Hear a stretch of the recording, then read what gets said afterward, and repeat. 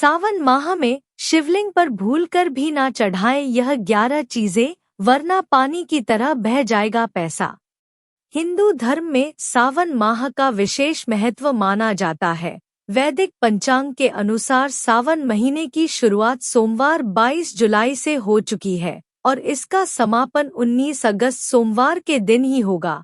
इस बार सावन माह में 5 सोमवार पड़ रहे हैं। साथ ही सावन की शुरुआत और समापन दोनों ही सोमवार के दिन होने से बहुत ही दुर्लभ संयोग बन रहा है। साथ ही इस बार सावन माह में प्रीति योग, आयुष्मान योग, शशि योग और नवम पंचम योग साथ ही सर्वाधिपन हो रहा है, जिससे इस माह का महत्व और भी ज्यादा बढ़ गया है। हिंदू धर्म में सावन के महीने का विशेष महत्व होता है। हिंदू कैलेंडर का यह महीना भगवान शिव को समर्पित होता है और ऐसी मान्यता है कि सावन महीने में भगवान शिव की पूजा अर्चना करने से सभी तरह की मनोकामनाएं जल्दी ही पूरी हो जाती हैं। सावन माह में शिवलिंग का जलाभिषेक करने का विशेष महत्व होता है। इसके अलावा सावन माह में भगवान शिव की पूजा आराधना के लिए शास्त्रों के नियमों का विशेष पालन करना होता है। शास्त्रों के अनुसार सावन के महीने में शिवलिंग पर तरह तरह की चीजें अर्पित की जाती हैं ताकि भगवान शिव जल्द ही प्रसन्न हो जाएं। वहीं शास्त्रों में कुछ ऐसी चीजों का भी वर्णन मिलता है जिन्हें सावन माह में शिवलिंग पर भूलकर भी अर्पित नहीं करनी चाहिए। ऐसे में इन चीजों का उपयोग भगवान शिव की पूजा आराधना और तपस्या में बिल्कुल भी प्रयोग नहीं करना चाहिए।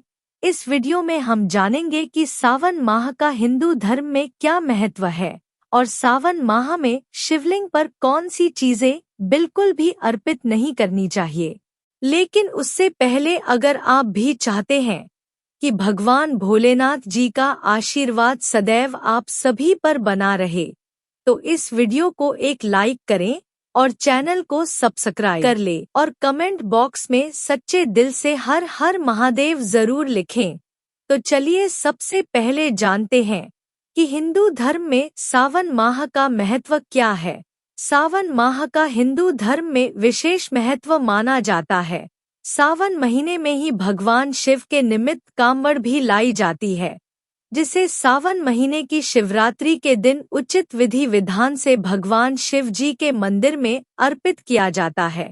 वैसे तो साल भर भगवान शिव की भक्ति की जाती है, लेकिन सावन मास में भगवान शिव की पूजा अर्चना करने से मनचाही इच्छा जल्द ही पूरी होती है।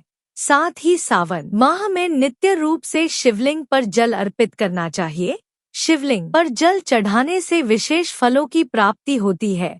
सावन महीने के सोमवार के दिन जो व्यक्ति विशेष रूप से भगवान शिव की पूजा अर्चना करता है और व्रत करता है, उसकी सभी इच्छाएं पूरी होती हैं। वहीं जिन कन्याओं को अच्छे वर की चाहत है या जो महिलाएं अपने पति के साथ अपने रिश्ते को मजबूत बनाए रखना चाहती हैं, उन्हें सावन माह में व्रत जरूर करना चाहिए। साथ ही पुरुष भी इस व्रत को कर सकते हैं। आइए अब जानते हैं कि सावन माह में शिवलिंग पर कौन सी चीजें भूलकर भी अर्पित नहीं करनी चाहिए। नंबर 1, खंडित बेलपत्र। शिवजी को बेलपत्र अत्यंत प्रिय है। जो भी भक्त शिवलिंग पर बेलपत्र अर्पित करता है, भगवान भोलेनाथ उसकी सभी मनोकामनाएं पूरी करते हैं। लेकिन बेलपत्र को अर्पित करते समय ध्यान रखें कि कभी भी शिवलिंग पर कटे फटे अथवा खंडित बेलपत्र ना चढ़ाएं। ऐसा करने से भगवान शंकर आपसे नाराज हो सकते हैं। इसलिए शिवलिंग पर बिना कटा फटा अखंडित 3 पत्तों वाला बेलपत्र अर्पित करें। ऐसा करने से आपकी जो भी मनोकामना है वह जल्द ही पूरी होगी। नंबर 2, लाल वस्त्र। लाल वस्त्र का संबंध देवी और हनुमान जी से माना जाता है। वैसे भी शंकर भगवान की पूजा में लाल रंग के फूल और सिंदूर भी नहीं चढ़ाया जाता है। भगवान भोलेनाथ को सफेद रंग प्रिय होता है, इसलिए ध्यान रखें कि भगवान शिवजी की पूजा में कभी भी लाल रंग के वस्त्र का प्रयोग नहीं करना चाहिए, नहीं तो आपको अशुभ परिणामों का सामना करना पड़ सकता है। नंबर 3, दूध। शिवलिंग पर दूध चढ़ाने की परंपरा सदियों से चली आ रही है। ऐसा माना जाता है कि जब भगवान शिव ने हलाहल पिया था, तब उस विष की गर्मी को शांत करने के लिए देवताओं ने शिवजी को दूध पिलाया था और दूध से ही स्नान कराया था। इसके बाद से शिवलिंग पर दूध चढ़ाने का विधान स्थापित हुआ।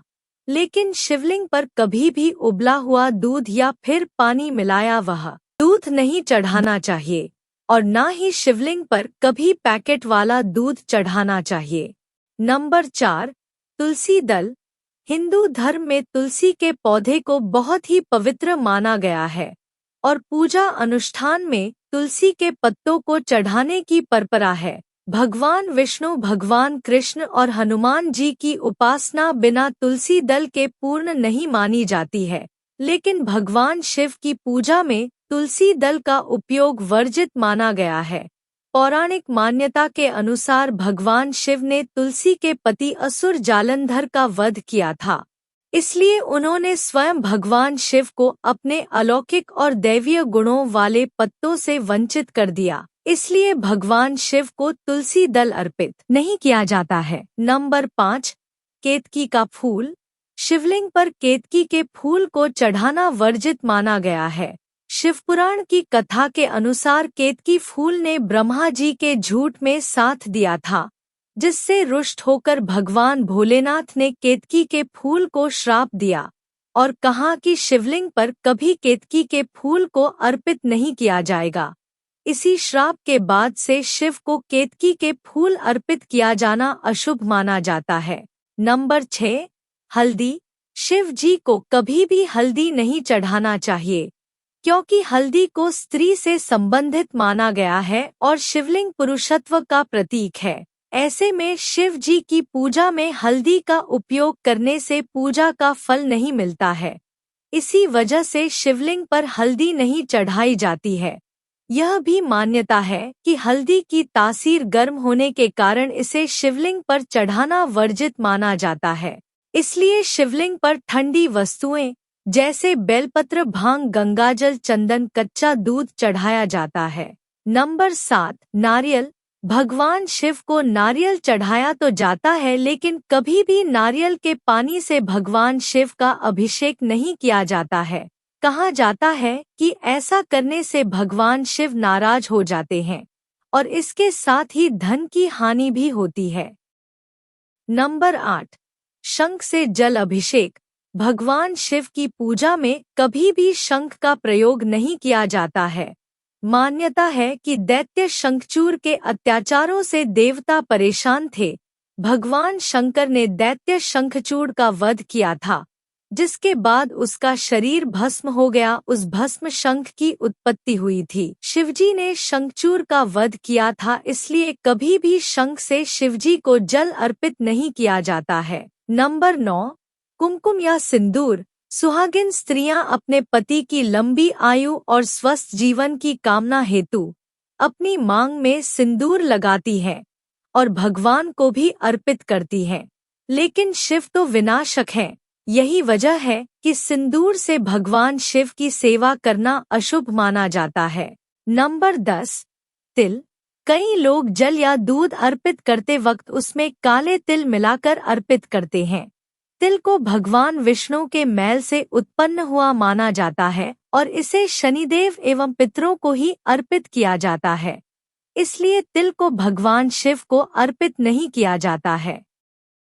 नंबर 11, टूटे हुए चावल। शिव पुराण के अनुसार भगवान शिव पर अखंड और धुले हुए साफ चावल चढ़ाने से उपासक को लक्ष्मी की प्राप्ति होती है।